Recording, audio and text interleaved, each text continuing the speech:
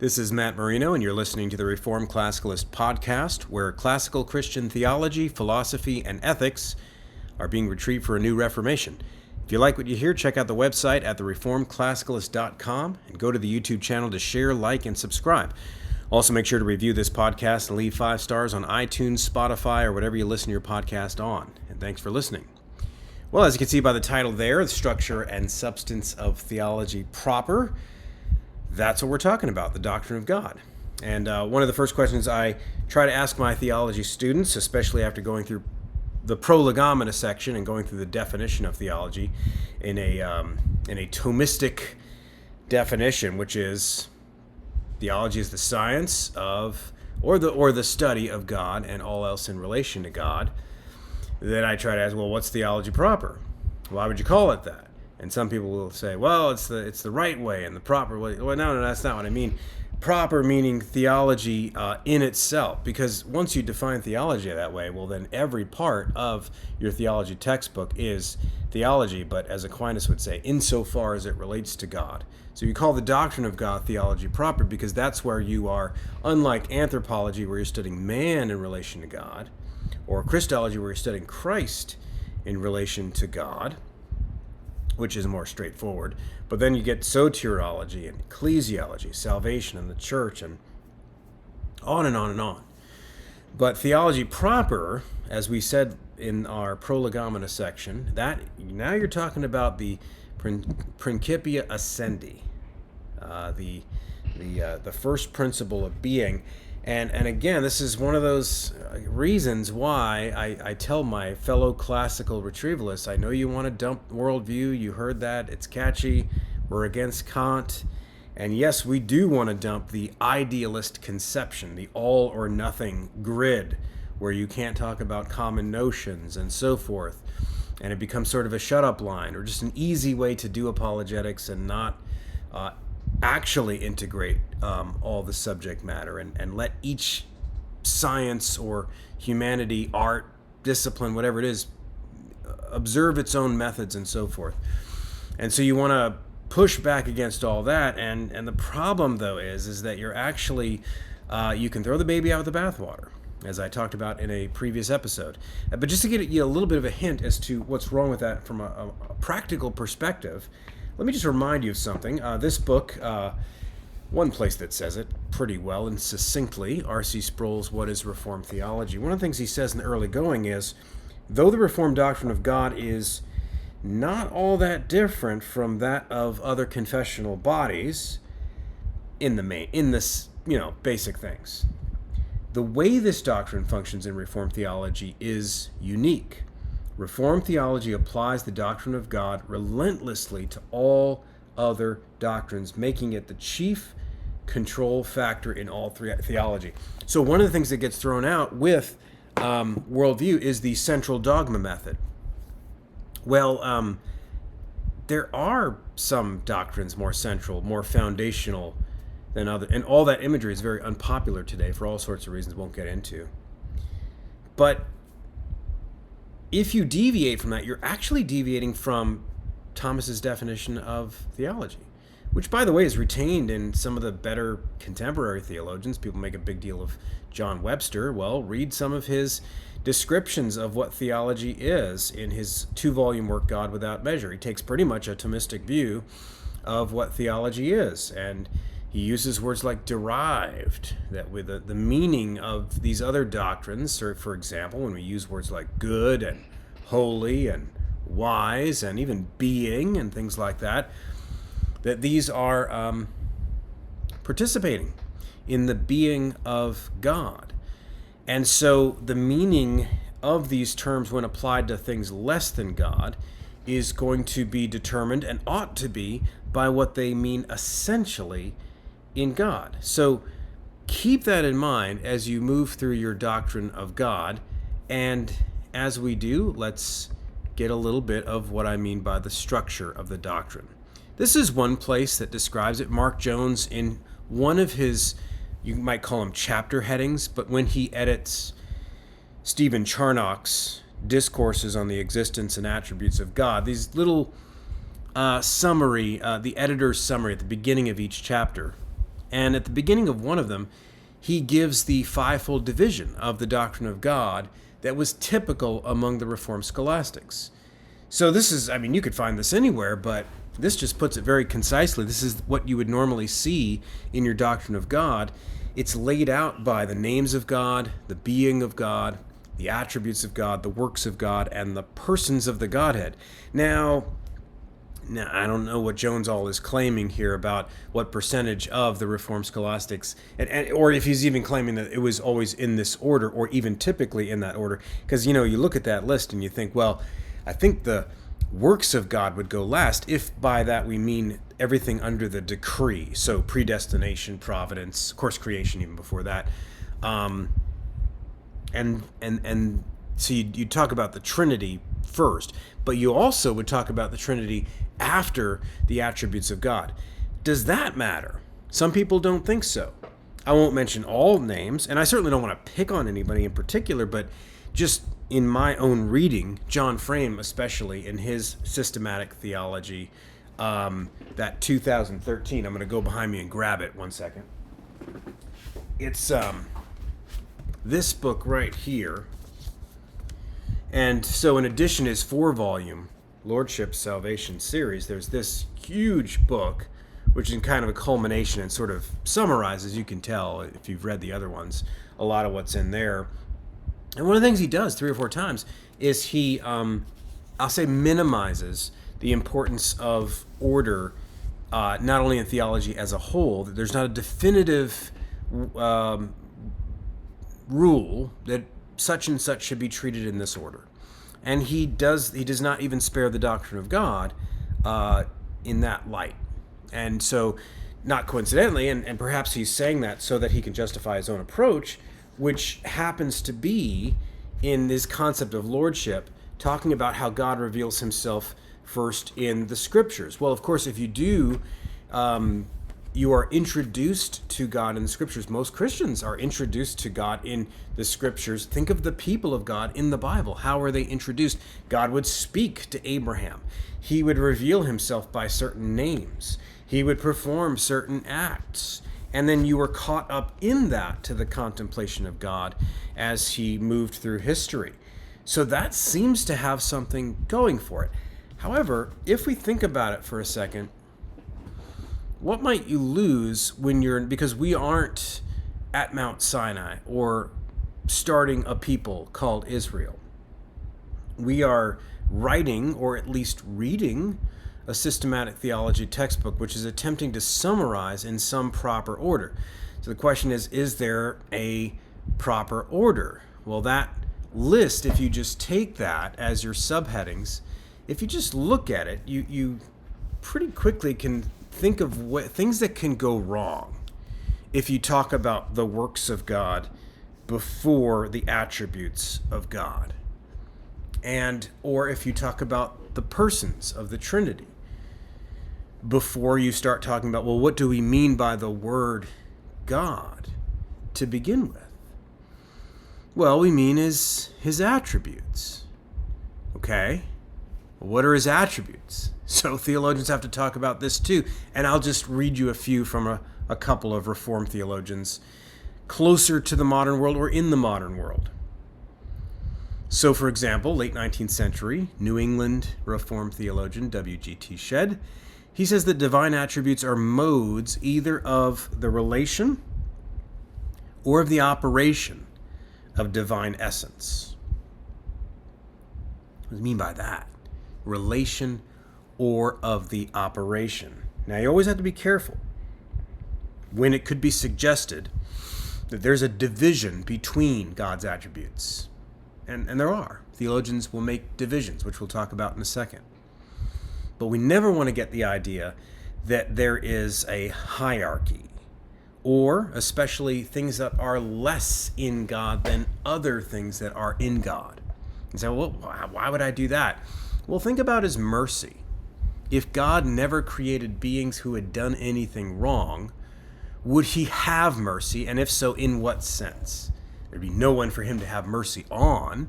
Well, you say, well, it's an expression of such and such. Well, what's an expression? It's an action. Is that action outside of him, ad extra, as theologians would say? But if there is nothing outside of him prior to creation, so, you get into all sorts of things there. Anyway, Shedd continues, the attributes are not parts of the essence. Remember, simplicity. Of which this latter is composed. Latter meaning his essence. Attributes and essence. Attributes are not parts of the essence. The whole essence is in each attribute, and the attribute in the essence. Berkhoff, 20th century, says, the name attributes is not ideal, since it conveys the notion of adding or assigning something to one, and is therefore apt to create the impression that something is added to the divine being. Undoubtedly, the term properties is better. You think, well, is it? Maybe to classical thinkers who are using the word properly. But when you think of properties in a modern context, you think of chemicals and molecules and, see? Undoubtedly, the term properties is better, as pointing to something that is proper to God and to God only. On the whole, it is preferable to speak of the perfections. I like that. Or virtues. And even Berkhoff has to qualify it right away. He says, with the distinct understanding, however, that in this case, the term virtues is not used in a purely ethical sense. Okay, so obviously he sees that that's risky right there. But I think Berkhoff does, as he proceeds, uses the word perfections, if I'm not mistaken. It's been a while since I read him. Bavinck, just a little bit before Berkhoff and after Shedd, early 20th century. Although we cannot really make a distinction between God's essence and his attributes, seeing that each attribute constitutes that essence, it does not follow that distinctions among the attributes themselves are merely nominal and subjective without any basis in reality. You say, wait a minute, it sounds like he just contradicted himself. We cannot really make these distinctions, but these distinctions do have a basis in reality. Now, here's part of the problem, is that we use the word really in a really, really, really sloppy way. I just did it. It's modeling it for you. But Bavinck, as much as he may have deviated from the scholastics in some ways, nevertheless, he did call for a return to metaphysical theology, however he might have meant that. But certainly he's at least accepting, or at least has inherited, subconsciously maybe, but he's inherited the distinction that are made between what are called real distinctions and logical distinctions. Real distinctions being a distinction between two or more separable entities. Logical distinction being between our conception and another conception of what is belonging to one entity. Okay? If you want a good, Edward Fazer has a good chapter on that in Scholastic Metaphysics. Turretin says in his Institutes, the divine attributes are the essential properties. See, he uses the word, but he's using it in a classical context. It wouldn't be as much of a risk back then. The essential properties by which he makes himself known to us who are weak, who are weak, and those by which he is distinguished from creatures. Or they are those which are attributed to him according to the measure of our conception, in order to explain his nature. Now, when he says, according to the measure of our conception, I take it that he has very much in mind what I just said about logical distinctions.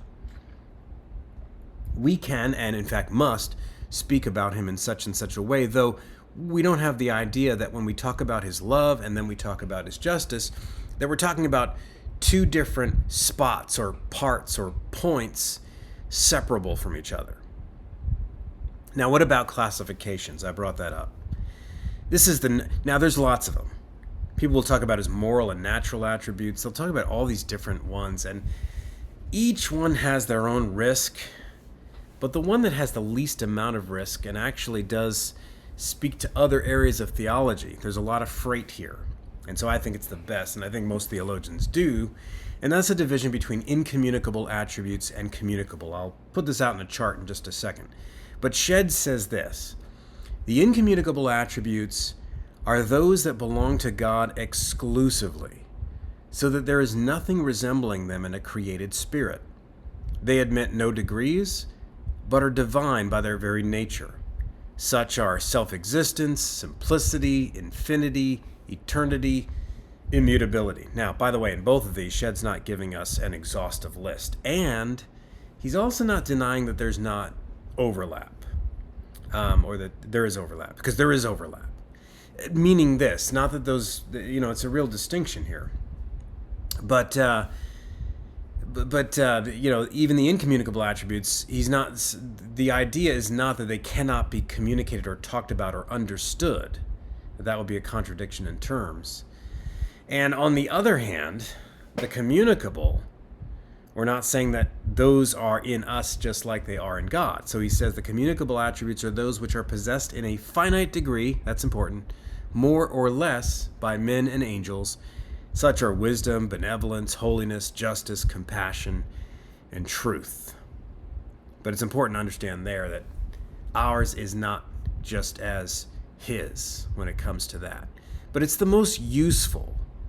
And it's not hierarchical. It's very important that we're not saying by that the incommunicable attributes are more who God is, and the communicable attributes not so much. No. This is an entailment of the simplicity of God. All that is in God is God, so that each of these are alike essential to God. Turretin adds here, the distinction of attributes into communicable and incommunicable argues no inequality of the divine properties. That's kind of what I was getting at. As if some were more proper to God than others. Yeah, that's exactly what I was getting at. I forgot this was in here. Because all are equally essential to him. But this commends the goodness and glory of God. In other words, this breakdown, talking about it this way. This commends the goodness and glory of God because he willed to express in his creatures some resemblance and shadow of his own perfections. So that's why you have the communicable. Okay, so if you bring those, or that breakdown that Jones had introduced, I'm suggesting here that the order matters. Again, not to pick on anybody, but it's like one of those things, what could go wrong? Well, a lot can go wrong, actually.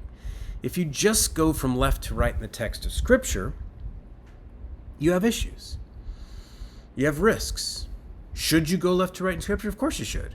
You preach through books of the Bible, you read naturally that way, and the Bible itself is in narrative form, and many of its books are in the exact genre of narrative. So that can't be the problem. Some people in the classical world, they speak as if they want to do away with biblical theology was so much of a mistake. No, it wasn't. But it's not meant to be a replacement for metaphysics. Okay, they have to be complementary to each other. We have to know their place. Okay, but if all you do is go from left to right, some of the first things you see in Genesis, God is walking in the cool of the day. Adam, where are you? The Lord came down from heaven to see what the sons of men were doing, Tower of Babel. Or Genesis 22, Abraham, stop. Now I know that you would not withhold your son. Now I know. And so on and so on and so on and so on. So what could go wrong? A lot can go wrong. There's nothing wrong with the narrative. There's something wrong with us. Because we want to take bits and pieces. The bits and pieces that we're more comfortable with, the ones that we like the most.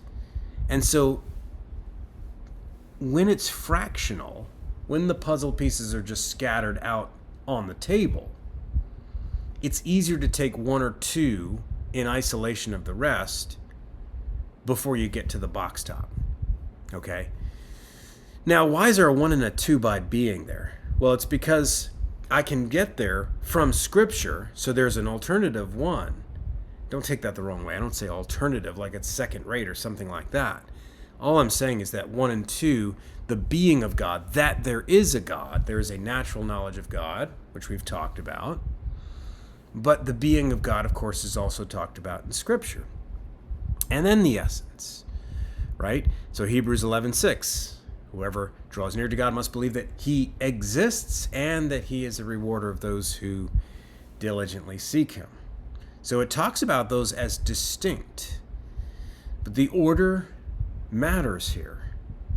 Okay, and then you can get to some of those other things. Again, when you're summarizing, the point is not that you can't run into the works or the names or the persons first if you are a character in the Bible or if you are a reader of the Bible. The point, we're only talking about how it is summarized in a systematic theology textbook. And I realize not everybody is called to do that. Certainly not called to write one. And so the reasons for that may be completely bewildering to people. But I assume that if you've gotten this far and if you are into this channel, then you're not going to have that issue. One of the other things we talked about in the first couple weeks of class, in my theology class, is the ways of knowing God. The 3 ways. Aquinas picks up on this. It is attributed to Pseudo-Dionysius. And the trouble with being pseudo is that, well, for a while they thought it was, the Areopagite. But eventually they tacked on the pseudo. But the point stands, no matter who the author was. And that is these 3 ways of naming God. Now, when it says naming God, that is a broad use of the word naming, not simply the names, but predicating or attributing to God. Now, I put some scriptures there. I think I may have gotten that from Scott Swain's chapter in Aquinas Among the Protestants. I was reading that. In fact, Swain made the parenthetical comment that the way of eminence could lend itself, if you isolate it, if you're not careful, could lend itself to the critique of a certain Ludwig Feuerbach. And if you're not familiar with Feuerbach, he was in the 19th century. He was the guy that basically taught us that you are what you eat. Not like your mom said, but we're material, right? And so he projects that on Christianity, and his essence of Christianity.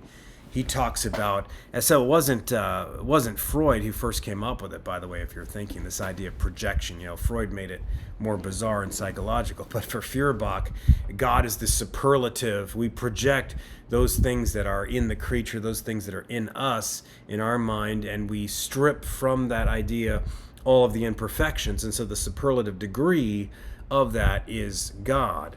Now, whether or not that constitutes a good reason to, and it's classic deconstruction in the 19th century. It's what Plantinga calls the de jure argument as opposed to the de facto argument. 2 kinds of critiques, and it's just 19th century was just all deconstruction and no real thinking. But that's just my opinion. But anyway, deconstruction is not, to me, it's a second-rate kind of thinking. It's the kind of clever, first clever ideas teenagers get when they want to start debunking things. That was the 19th century. And you find some, alternative explanation for the way an idea could have arisen. Now, anybody that knows logic knows that that's just a genetic fallacy. If it's left on its own, all you're basically saying is, well, you just believe that because your mother taught you that, or because you're a capitalist, or because you're right-handed, or you're heterosexual, or whatever else. That's not an argument. That may be an interesting theory as to the psychological origins of an idea, or the sociological origins. But as to whether or not the idea is actually true outside of my own mind, it doesn't really help. But why people thought that was so exciting in the 19th century, it's a whole century where people checked their brains at the door, and the most profound thinking was that. But at any rate, let me explain what these are. The way of negation is basically saying what God is not. You ever hear that expression, the via negativa? Sometimes it's called the way of remotion. All you're stripping from your idea of God things that cannot be. He cannot be limited. So limitlessness is the proper understanding of infinity as it's applied to God.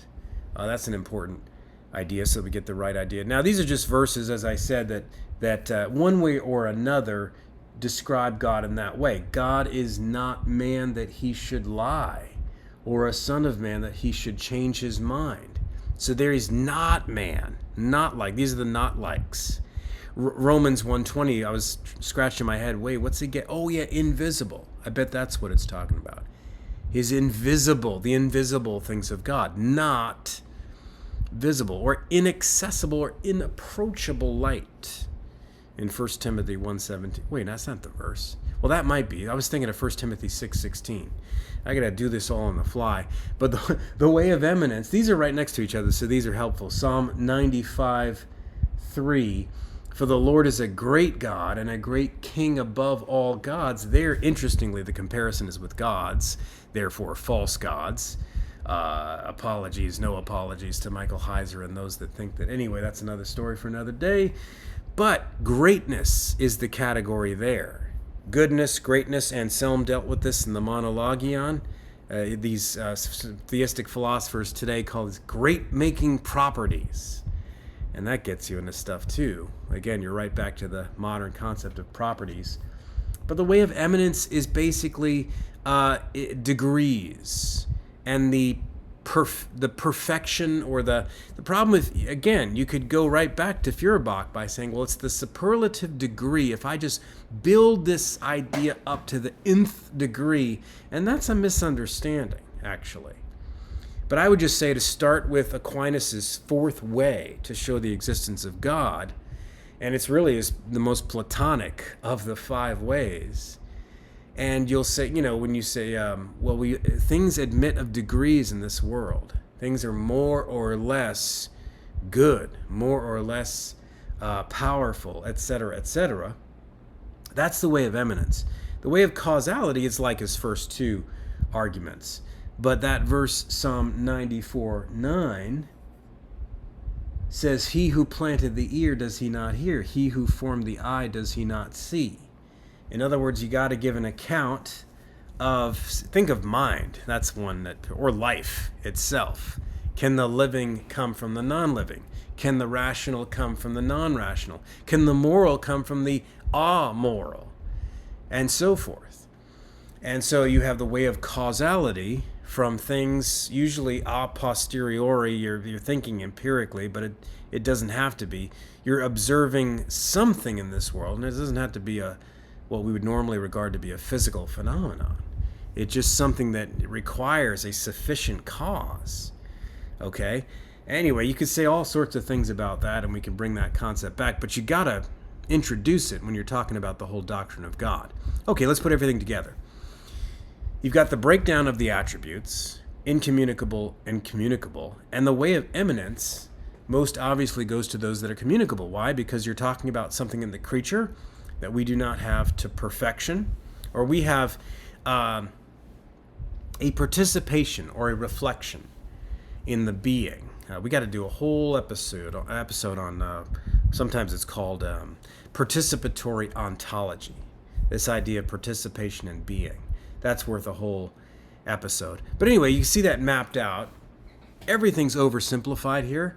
I'm just trying to get to, you see the way of negation? That's usually you make a straight line, a beeline to all the attributes that start with I am, and in. Think about that for a second. Immutable, immortal, infinite, impassible. Isn't it interesting that those that want to protect the sovereignty of God so much in the Reformed Church, oftentimes, at least in the last 80 years, are those that seem to struggle with those classical attributes of God, which those are the incommunicable ones. Even when we say simple, because really what we mean is non-composite, right? So, that's interesting. I have my own theories about that, and I've already talked about it many times. Well, Aquinas, I skipped ahead in our first week of our theology class. I wed together the first question on sacred doctrine with the 12th question, how God is known to us. So that chapter comes much later, and I'm sure Thomas has his reasons, and I'm sure somebody could tell me why it's put there, and I would say, oh, okay, I got you there. I missed that. But intuitively, I guess I would have put it earlier, because it explains, once you get to the end of it, it's, do we know God by nature? But you're dealing with a whole lot of things here, like we talked about last time, the archetypal knowledge of God versus the ectypal knowledge. Is God comprehensible? And what does that mean? And then the middle sections of this get into the whole beatific vision, where you're like, well, man, why doesn't that come much later? And it does later on for Aquinas. But it's relevant here because then you're asking the question, well, can he be seen with the eye? Can he be perceived with the creaturely nature, the creaturely intellect? These are the kind of questions that are asked here. And so you could see why that's talked about there's a whole chapter in a lot of Doctrine of God books on the incomprehensibility of God. That's another M or in. And so what's at stake there is the very possibility of doing theology. Okay, so how does it, I'm not going to go through all of this, but just to give you a little sample. In the first question, whether a created intellect can see the essence of God. See the essence? Like with your eye? I answer that since everything is knowable according as it is actual, God, who is pure act without any admixture of potentiality, is in himself supremely knowable. Now, stop right there. A couple things. Number one, he's already talked about in the earlier questions the difference between act and potency and the fact that there cannot be any potency in God. And you're just going to have to wait till our next episode when I talk about the simplicity, perfection, and goodness of God for me to get into that. But it's just a little bit of Aristotle 101. So, pretend you got to that because he's already assumed that his reader has that down. And so the question of, is God comprehensible? The very first thing you have to know is nothing's more comprehensible than God in this sense. And you're like, well, wait a minute. He's going to deny that we can know God in the same way that we know other things. God's infinite and so on. So what's he talking about here? Well, he qualifies. He says, but what is supremely knowable in itself may not be knowable to a particular intellect on account of the excess of the intelligible object above the intellect, as for example the sun, which is supremely visible, cannot be seen by the bat by reason of its excess of light. In other words, there's nothing more visible than light. But you and I are waking up from a long, long night of sin and finitude, which is appropriate and fitting for the creature. So we're supposed to be finite. We're not supposed to be sinful. Does that have anything to do with it? Well, that's another story for another day. But at this point, he's making that distinction, and it's a very, very important distinction.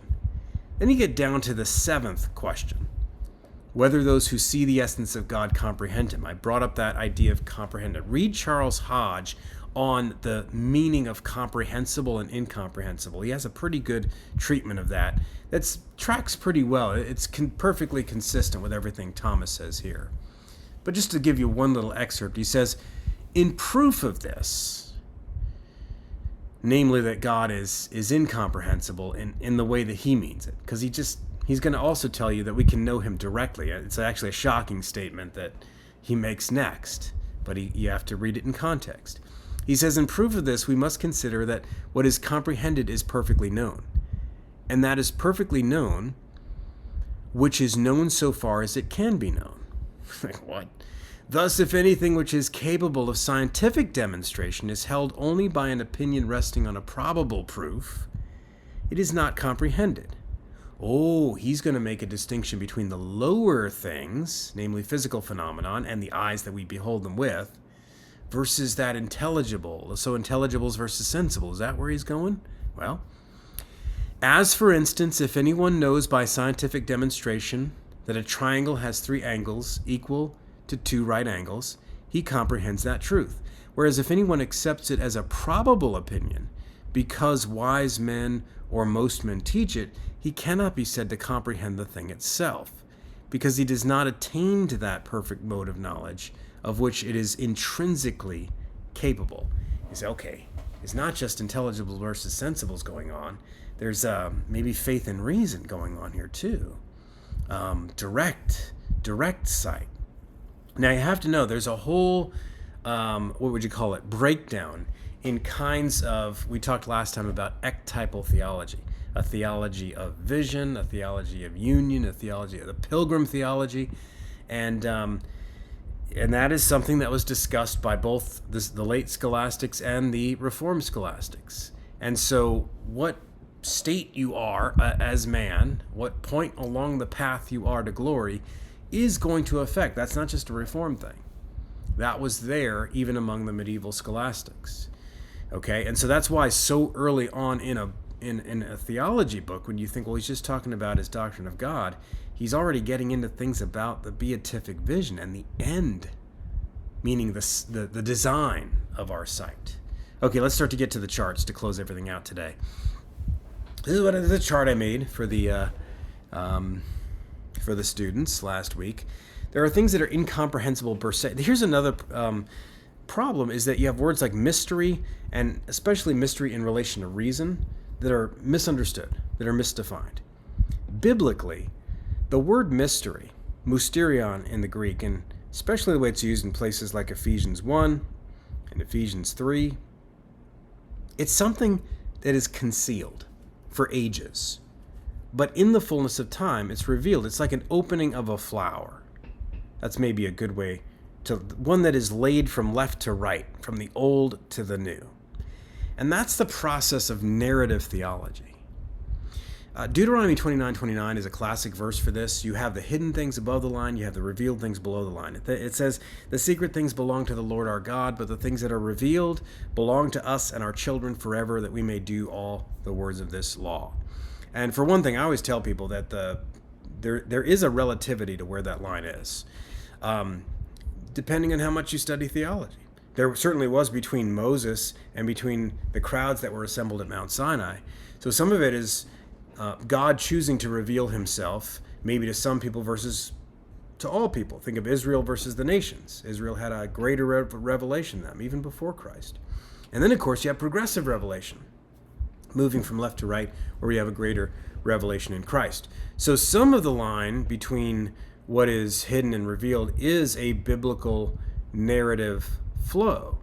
However, there's something, and I'm going to read you a quote in a second, about what some will call contemplative theology. And there, and again, there's a debate perhaps in what things are fitting to know and what are not. We mentioned Calvin and his expression, frigid speculation, right? And so, okay, that's a great label, but it begs the question, when is it frigid? When is it? You get into that whole question. When is it just speculative? When is it beyond? When are you trying to poke into something that cannot be known? Aquinas talks about how, or the media through which God communicates. And this is rough sledding too, because you're like, well, Thomas is the one that talks about analogy. So everything in creation is an analogy, and the only way I can know God is through creaturely media. I don't care whether I'm talking about natural revelation or special revelation. I can only talk about God through created media. Otherwise, you're talking about an infinity, my head would explode. But here he's talking about as if we can't know God through any similitude. He says, a mirror and what is in it are seen by means of one likeness. But all things are seen in God as in an intelligible mirror. Therefore, if God is not seen in any similitude, but by his own essence, neither are the things seen in him seen by any similitudes or ideas. And so he's answering this. He says, I answer that those who see the divine essence see what they see in God, not by any likeness, but by the divine essence itself, united to their intellect. For each thing is known insofar as its likeness is in the one who knows. Now, there's part of this that you can say, okay, I can go with that, because he's saying that there's nothing in creation like God. Okay, if that's what he means, that makes perfect sense. But then that creates the other problem. Okay, then how do we know God? Except through these things. And Aquinas is going to talk about a participation of our minds in the divine essence. And and that's why I said you have to do an episode. I'm talking to myself. I have to do an episode on participation in being, especially when it comes to the mind. What is that light by which, and Augustine would use this, this verse too. Psalm 36:9 is a crucial verse for him, because for Augustine, he talked about divine illumination. That was kind of his epistemology. And Aquinas accepted that, but he brought it into this whole system of the active intellect. And that gets way beyond anything that we could talk about right now. But the question is, when the psalmist says, in your light do we see light, it's poetry. We just kind of run over that.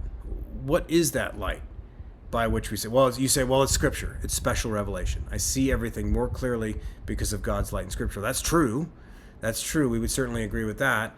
But Aquinas is getting into specifically, what is that? What does that mean? Okay, so we'll get a chance to talk about that when we talk about God's knowledge and our knowledge. By the way, if you haven't figured out, I'm going to do lots of episodes in the doctrine of God, and a lot of it will be in Aquinas and a lot in other thinkers as well. Last slide. This one moves. I originally put that in there because I hear people all the time when they talk about revelation.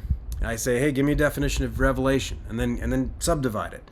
Well, there's a general revelation over here, special revelation over there. I say they're both revelation, right? They belong to the genus revelation. These are two species of the genus revelation, right? Oh yeah, right, of course. Then we start talking about natural theology. And immediately they quickly take back everything they just said. And they'll start saying revelation versus reason. Well, how do they do that? Well, some in the old days would just use the words unaided reason. But in particular, those in the Van Tillian strand will use the adjective revelational for various things. Revelational epistemology, revelational this, revelational that. What is that? Well, it's in distinction to natural theology, which is not revelational. But I thought that was revealed by God. So that's why that guy's so confused. But leave that aside. What I want to get to is what I just talked about with Aquinas and everything being revealed about God through the things that have been made. This is ectypal theology. We can't know God as God knows himself. We must know God through the things that he has made. You say, well, right, that's the general revelation passage. True, but it's also true of scriptural speech. The author of Hebrews refers to the things of the ceremonial law, which represented the work of Christ to come, as copies of heavenly things as well. And in one verse, it says, of the true things. Okay? Not denying the existence of the lesser things, but these are ectypes. They all belong to tupoi, in the plural, copies, paradigms. There's all sorts. Now, there's actually a separate Greek word. The author of Hebrews uses 3 or 4 different words to say this, so I could have referenced all those passages as well, but just those 3 use the word copies. And copies of what? Well, ultimately, what's our definition of theology? It's God and all things in relation to God. So what is everything ultimately? Well, it's about God. Now, it's not going to snuff out other sciences and other arts and everything like that, but ultimately everything is theological. Please don't be distracted by that guy doing that. All of these things are things that speak about God. Think of Psalm 19 for a second. Everything in the universe was created to speak about God. And so, much more so, things that are more explicitly theological things that are in the scriptures, and so forth. We ascend from these particulars to their theological universals by contemplation. This makes a lot of people nervous. Now, I won't talk about all the people that makes nervous, but let me read you one statement that is, I would say, nervousness inducing. When I first read this statement, I couldn't get on to the yes, because at first I was so shocked by, that's risky. That's a risky way to say that. It's this book, perhaps you'll remember it, James Dolezal, one of many books that were written in the past 10 years that have been recovering the doctrine of God. You say, oh, to recover the doctrine of, yeah. Part of our retrieval work is we are we are making some corrections because the last 100 years of theology have not been helpful in a lot of ways, and even and especially in our doctrine of God. And here, Dolezal goes beyond his doctoral, God without parts, and he names names. And it's not to be mean. He's actually very charitable and says, "Hey, we've learned a lot from these guys, J.I. Packer, and but he mentioned John Frame, and he mentions Bruce Ware too, and others." But he says this in his preface. He says, "Additionally, the method of this work is that of contemplative theology." That's what I was mentioning. The contemplative approach to theology has been somewhat obscured in recent history by the rise of biblical theology as a specialized method of theological inquiry. These two approaches to Christian doctrine need not be in conflict. That's important. He's not saying, away with biblical theology. It's created all this bad stuff. He's not saying that. He's saying they're supposed to be complementary, and biblical theology has become inflated and set up as an alternative to metaphysical thinking. Okay. I readily affirm that biblical theology has been a profound catalyst for improving and enriching our understanding of the progress of redemption. But, here it comes, it seems to me that biblical theology, with its unique focus on historical development and progress, is not best suited for the study of theology proper. I agree.